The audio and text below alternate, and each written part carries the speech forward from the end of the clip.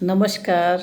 आर्यनी साहित्यिक ग्रुप, मैं डॉक्टर अंजुलता सिंह प्रियम, नई दिल्ली से आपके समक्ष मेरी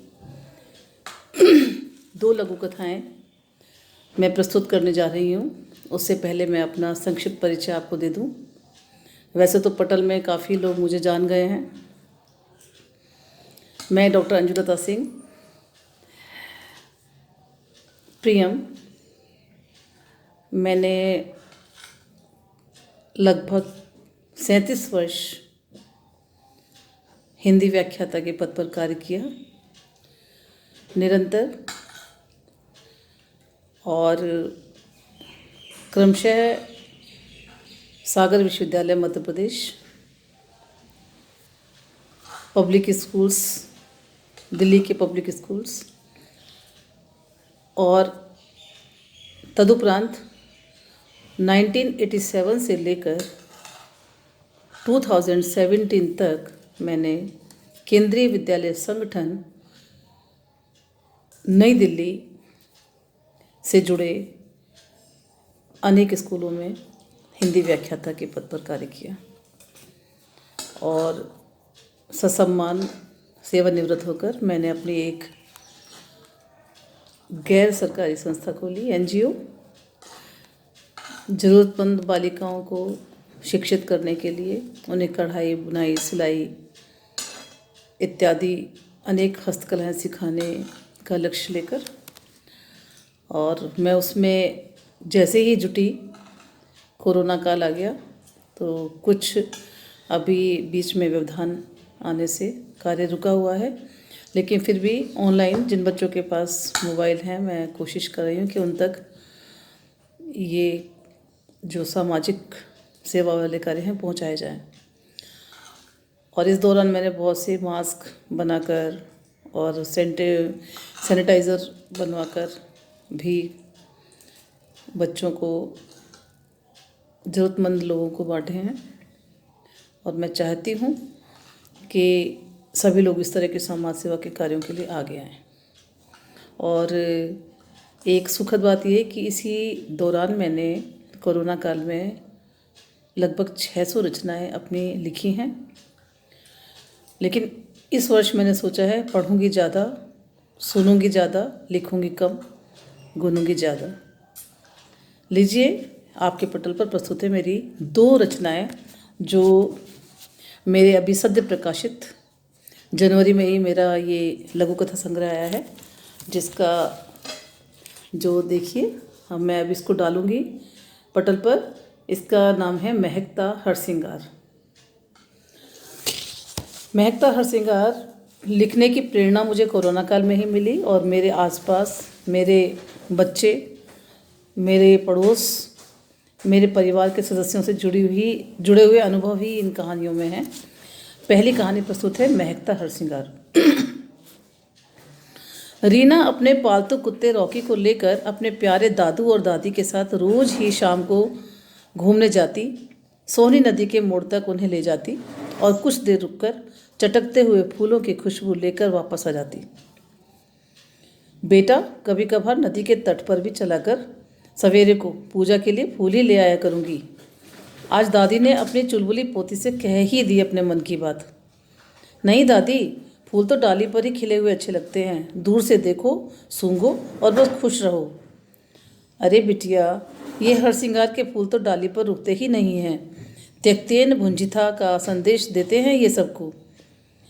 तुझे मालूम है, ये रोज रात को खिलकर नीचे ही बिखर जाते हैं, अपनी खुशबू लुटाते हैं। यह अनमोल जीवन बस 4 दिन का ही है। नश्वर जगत की मिथ्या मोह माया को छोड़कर सत्कर्मों की महक छोड़ जाना ही जीवन की सच्चाई है, यही बताते हैं ये हरसिंगार के फूल। तुझे पता है बिटिया, दादाजी ने समझाया।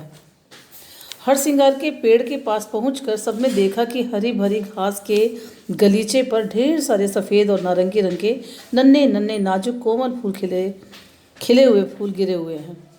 स्नान करके दादी अपनी टोकरी में पूजा के लिए उन फूलों को सहेजते हुए गुनगुना रही थी।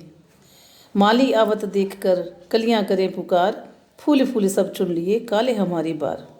दादाजी भी रीना की उंगली पकड़कर बोले, सच कहा गया है यह बिल्कुल। अपनी करनी पार उतरनी, सुकर्म करके अपना नाम छोड़ जाओ जग में, अच्छे कर्म करोगे तो जीवन नैया भवसागर पार हो जाएगी बेटा।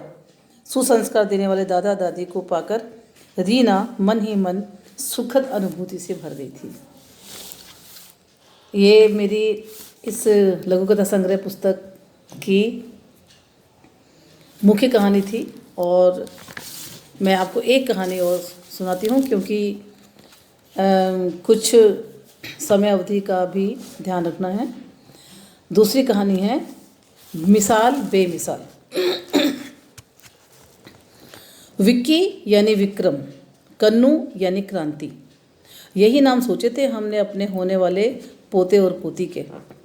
10 वर्ष के लंबे इंतजार के बाद आ रहा था अब घर में नन्हा मेहमान। अपने शहीद पति air wing commander Balbir Singh के शौर्य और जांबाजी के अनगिन किस्से सुना कर बहू बेटे के नेक इरादों को सुदृढ़ करने में रिटायर्ड प्रिंसिपल आरती देवी जी काफ़ी हद तक सफल रही थी और सोच रही थी। अब तो जांबाज बेटे air wing commander Shakti Singh और एयरफोर्स स्कूल में तैनात शिक्षित समझदार बहू कंप्यूटर टीचर बिंदु पर ही हमारी आशाएं टिकी हैं। बस सोचे चली जा रही थी आरती जी। सोती हुई अपनी पोती कन्नू के मासूम चेहरे को देखकर उसका माथा चूमते हुए फख्र महसूस कर रही थी। सोने से पहले उस नन्ही पोती कन्नू यानी क्रांति के द्वारा पूछे गए सवाल उनके कानों में बार बार गूंज रहे थे। दादी, बाबा बजरंगबली जी की तरह कितने ताकतवर हैं, है ना? तभी तो दादू की तरह बहादुर बनकर दुश्मन को मारकर जहाज में बैठकर जल्दी से घर क्यों नहीं आते? फिर हनुमान जी तो लंका के ढेर सारे राक्षसों को मारकर वापस आते हैं और लंका को जलाकर आते हैं। दुश्मनों को मारकर पापा क्यों नहीं आए? है दादी? उनके हाथ में गदा होती थी ना बेटा। अरे मेरी रानी, तेरे पापा के पास बंदूक और बम से भी बड़ी गदा है और वो है देश प्रेम का जज्बा। रह रहकर उनके दर्द से खुश्क सीने में जोश के आधता हिलोरे मार रही थी। बगल में रखा हुआ रेडियो ऑन करते ही उद्घोषित होने वाले स्वरों की कड़वाहट से कसैला हो गया था उनका कानों का मिजाज। रेडियो से आवाज़ आ रही थी, देश के इतिहास में मिसाल बन गए हैं बेमिसाल जांबाज एयर विंग कमांडर। इसके आगे किसी अनहोनी खबर को सुनने की हिम्मत नहीं हो पा रही थी आरती देवी की। कांपते हुए हाथों से रेडियो का स्विच ऑफ किया ही था कि तभी बहू बिंदु दौड़ते हुए हाँफते हुए चली आई और बोली, गले में बाहें डालकर बोली, मम्मा मम्मा देखो ये लौट आए हैं, जीत हासिल की है, देश प्रेम की मिसाल कायम कर दी है, आज़ाद हो गए हैं हम, जीत हासिल की है हमने, आइए ना देखिए ना, दूरदर्शन में भी लाइव आ रहा है, जय बजरंगबली। कहते हुए उन्होंने बहू को सीने से लगा लिया। अब उन्हें समझ में आया उन्होंने अधूरी खबर सुनी थी। वास्तव में उनके जांबाज बेटे की तारीफ हो रही थी, विक्रम की। आखिर नाम भी विक्रम रखा ना पिता ने सोच समझकर। उन्हें लगा जैसे कन्नू के दादू की आश्वस्त खुशी की आहट उनके दिल तक पहुंच गई है।